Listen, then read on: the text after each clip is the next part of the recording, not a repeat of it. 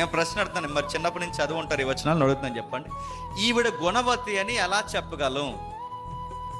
ఒకరిని అడిగితే అన్నారు, గుణవతి అంటే స్లోగా మాట్లాడుతుందంట. ఎలా మాట్లాడుతుంది? ప్రైజ్లో అంటదంట. అంత లేదు, నడుతున్నాను. స్లోగా మాట్లాడే వాళ్ళందరూ గుణవతులు అనుకుంటే సైలెంట్ కిల్లర్స్ ఉన్నారు లేదా? 75 ముక్కలు నరికేసిందంట అలా ఆయన్ని. చాలా సైలెంట్ సాఫ్ట్వేర్. నడుగుతున్నాను. ఈ మధ్యకాలంలో పోస్టులు మీరు చూసారు లేదో, ఫేస్బుక్లో పోస్టులు, ఇలాంటి నవదంపతులు పెళ్లి చేసుకుంటే ఫ్రెండ్స్ గిఫ్ట్ తెచ్చారు. ఆ గిఫ్ట్లు ఏంటి చెప్పిన? ఒకడేమో గోన్సెన్స్ తెచ్చాడు, ఇంకొకడేమో టబ్బ తెచ్చాడు. ఎందుకు ఇది తెచ్చారంటే 75 ముక్కలు నరికేసి బకెట్లోనే పెట్టిందంట, అందుకు టబ్బ తెచ్చాడట. 150 ముక్కలు నరికి భార్యని గోన్సెన్స్లో పెట్టండి, అందుకు గోన్సెన్స్ తెచ్చాడంట. గిఫ్ట్ ఏమి ఇచ్చారట? ఫ్యూచర్లో మీకు ఉపయోగపడుతుంట, దాచుకోండి అన్నారంట. నడుతున్నాను.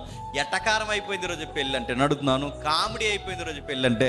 నడుతున్నాను. ఈవిడ గుణవద్దని ఎలా తెలుస్తుంది? పెళ్లి చూపులు అందరూ సైలెంట్గానే ఉంటారు, పెళ్లి వేదికల మీద కూడా సైలెంట్గానే ఉంటారు. ఈవిడ గుణవద్దని ఎలా తెలుస్తుంది? ఎలా తెలుస్తుంది? ప్లెయిన్ శారీస్ కట్టుకుంటే తెలుస్తుందా? సైడ్ పేపర్ తీసుకుంటే తెలుస్తుందా? ఎలా తెలుస్తుంది? అడుగుతున్నాను. ఈవిడ గుణవతి, సైలెంట్గా ఉంటుంది, కాపురాన్ని బాగా నడిపిస్తుంది. ఎలా తెలుస్తుంది అంటే ఎలాగో తెలుసు. గుణం అంటే క్యారెక్టర్, అంటే ఆమె క్యారెక్టరిస్టిక్స్ ఏవైతున్నావో అవి చూస్తే తెలుస్తుంది అండి. ఎట్లా తెలుస్తుంది? అక్కడ రాస్తున్నాడు చూడండి.